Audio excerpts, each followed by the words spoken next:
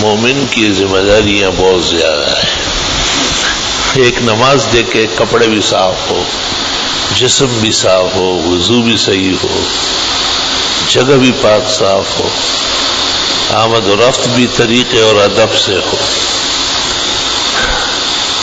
اس ایک نماز کو آپ اول سے اخیر تک دیکھیں، وقت پر آئے، پہلے آئے، بیٹھے رہے، انتظار کرے، نماز اطمینان سے پڑھے، پھر نماز کے بعد مت بھاگے. حدیث میں آتا ہے سرعان القوم، قوم کے جلباز. آپ کے بعض اوقات نظر پڑ جاتی تھی تو صحابہ تسلی دیتے، یہ کچھ جلباز طبیعت کے لوگ ہیں، باقی تو سب اطمینان سے بیٹھے ہیں. وضو میں بہت عجلت بھی نہیں کرنی ہے اور بہت زیادہ وقت بھی نہیں لینا ہے.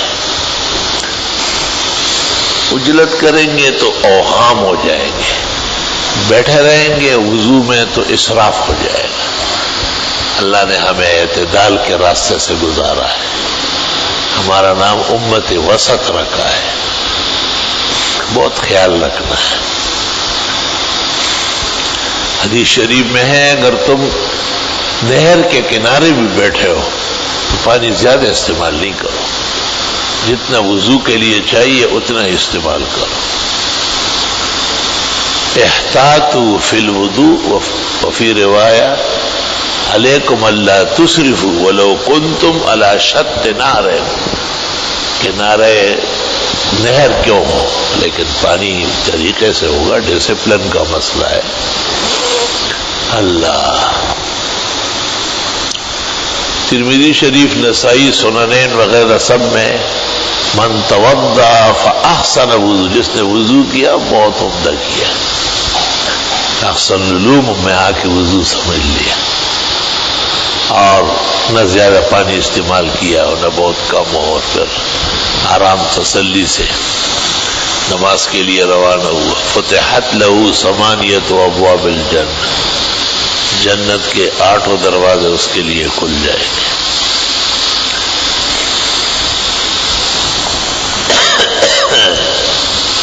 یہ اچھا اور عمدہ احتیاط کا وضو ہے. بعض لوگ وضو خانے میں بیٹھ کے پھر سوچتے ادھر ادھر، بھائی یہ وقف جگہ ہے، آپ کے کئی بھائی انتظار میں، آپ طالب علم ہیں، نمازی ہیں، آپ کو ایسا نہیں کرنا چاہیے. نیند سے اٹھ کے بستر پر بیٹھے رہنا اور وضو خانے میں بیٹھے رہنا، وضو خانے میں بیٹھنا زیادہ خطرناک ہے.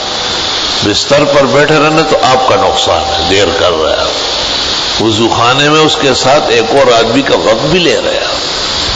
وقف جگہ کو محل وقف میں صرف کرنا واجب ہے.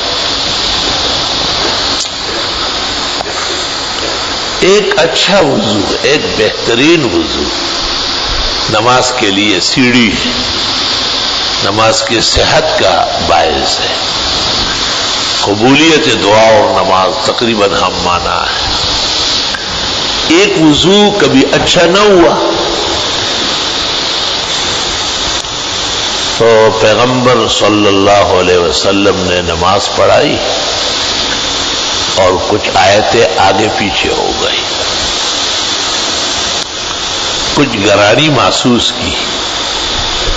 نماز کے بعد اعلان کیا کہ اے لوگوں صحیح طرح وضو کر کے آیا کرو، تم میں سے بعض کے وضو میں کمزوری ہے اور اس وجہ سے مجھے نماز میں پریشانی پیش آئی. کوئی آیت رہ گئی یا کوئی آیت بڑھ گئی یا کوئی آگے پیچھے ہوئی. اقوال للمحدثین. تو کیونکہ پیغمبر آخر الزمان ہے، پیغمبر صاحب القرآن ہے،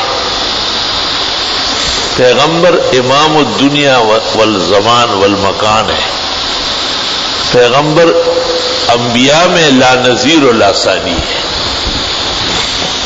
سبع سماوات اور ارضین میں آپ ہی کی نبوت کا ڈنک بج رہا ہے اور قیامت تک کوئی آپ کا ثانی نہیں ہوگا، نہ کوئی نیا نبی آئے گا کسی معنی میں بھی.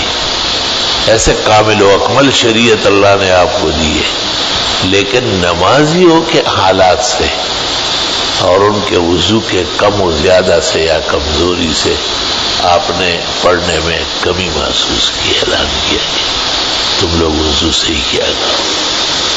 پیغمبر بڑے باحیات ہیں، اللہ فرماتے ہیں کہ استحیی منکم، اتنے حیادار کہ امت سے بھی حیا کرتے ہیں،